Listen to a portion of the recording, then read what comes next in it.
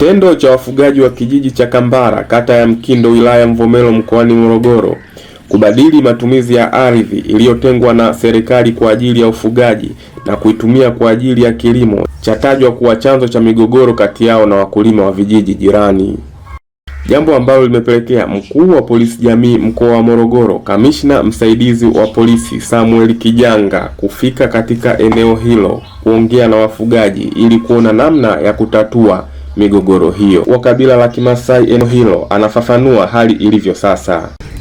Nafikiria nimesimama hapa mbele yenu kwenye mkutano wa hadhara, niliwaambia maneno mawili tu. Niliwaambia kijiji hiki kilitengwa kwa ajili ya mifugo.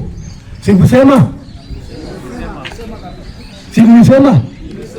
Nikawaambia kama mnataka kulima, uzeni hao ng'ombe wote. Sikusema hivyo?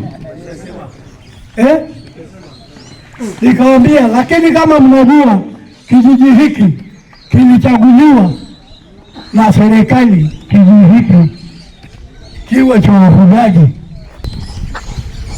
Sasa ndugu zangu, tayari mmelima paka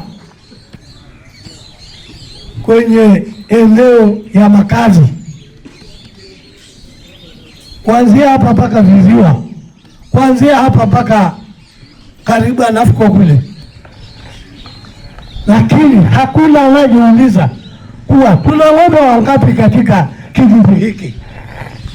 Manake kama mngekuwa mnajua mna ng'ombe wangapi, afadhali mngekaa kikao tukasema leo tuuze ng'ombe 800, kesho tuuze ng'ombe 10,000, ibaki kidogo.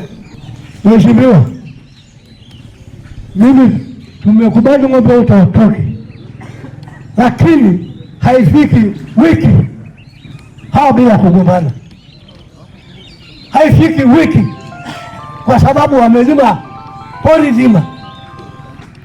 Sasa ng'ombe atakula wapi?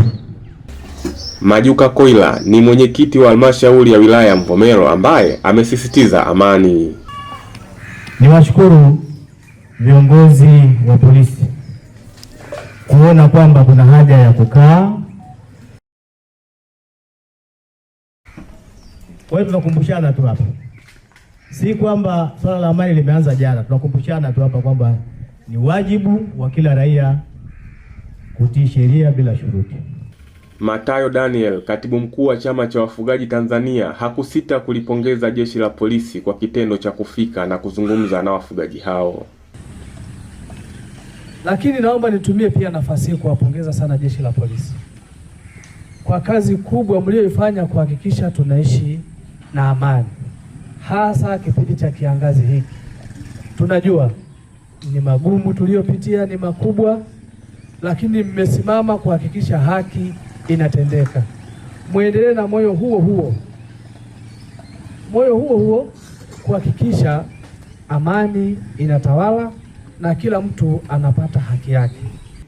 Taarifa zilizotufikia kule mkoani ni kwamba tayari kumeshaanza kuwa na matukio ambayo sio mazuri.